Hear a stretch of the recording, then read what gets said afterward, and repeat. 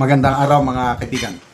Bigyan natin ng reaction opinion itong post ng Daily Tribune 39 minutes ago. Just in, President Ferdinand Marcos Jr. remains in Malacanang and skip a 9 a.m. event today.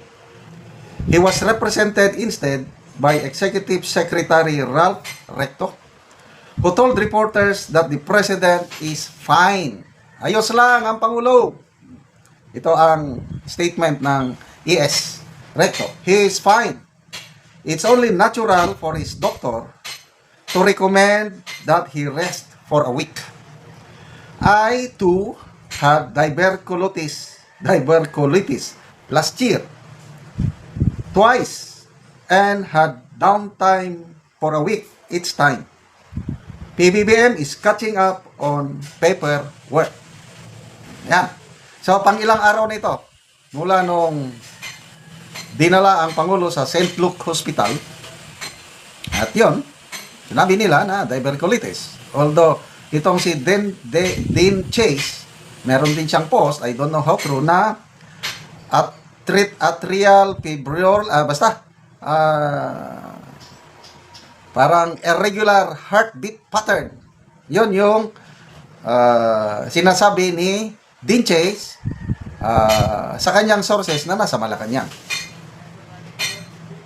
So, hindi mo maiwasan talagang mag-isip, ano ba talaga ang sakit ng Pangulo? At talaga bang gumagaling na siya? Ang pinaka-the best sanang gawin nila, magpakita ng medical certificate galing sa St. Luke's o ang doktor mismo sa St. Luke's ang magsalita. Kasi kung doktor nang nagsasalita or a medical certificate galing sa St. Luke's, paniniwalaan ko na. Ito, si Auntie Claire Castro, nagsasalita. ES Recto, nagsasalita. I don't know sa inyo kung 100% nyo bang paniniwalaan ang kanilang sinasabi. Ito, opinion ko lang ito. Hindi ako totally naniniwala sa kanilang sinasabi. Karapatan ng taong bayan na malaman ang tunay na kalagayan sa kalusugan ng Pangulo dahil nakasalalay sa kanya ang buhay, kinabukasan, kapakanan ng 117 million Pilipino. So, sana magpakita sila ng klarong resibo kung ano ba talaga. Okay, basa tayo sa mga comments, ha? Che Concepcion, release the medical certificate from your doctor. Then I believe it's really diverculitis. Yan ang sinasabi ko. Roberto Ang, now the time is reckoning. Even on sickness, puti is aligned to ngagba. Kara is asking for a double whammy.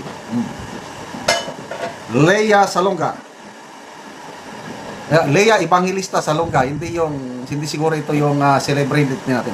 Cara David Bertiwais is now worrying to BBM. Bravo, bravo. Sana si Martin Luther King susunod. Orly Yeklen, as in, question mark, not feeling well, talaga, hindi naniniwala tumatawa. Paul J. Lorena, every Filipinos right now thinking the same thing. Provincianong Busoy, Cara David is waving again. Appear! Benji Malamug, same story noong nagkalupos tatay niya. Yeah, alam ko ito, 1980s. At may sariling medical facility sa palasyo, ayaw nilang aminin na unfit to do his duties as president. 66 na ako.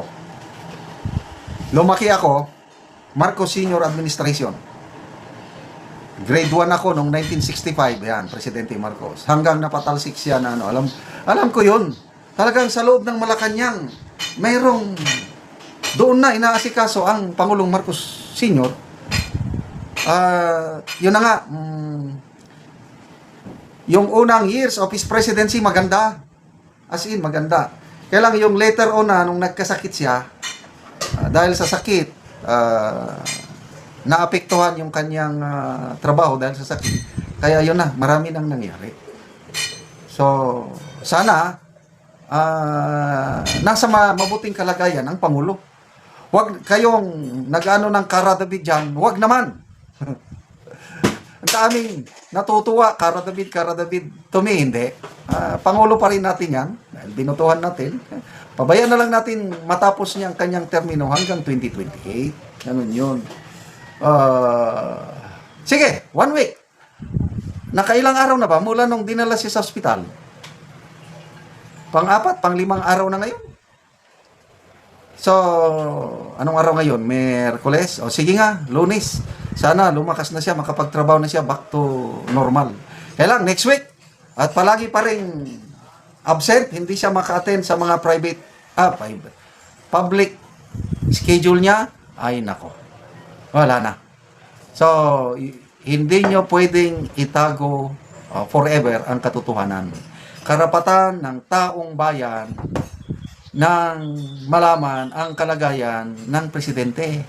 Kung itinuturing nyo, nga presidente pa namin siya. Ay kung may itinatago ang Malacanang, bahala kayo sa taong bayan.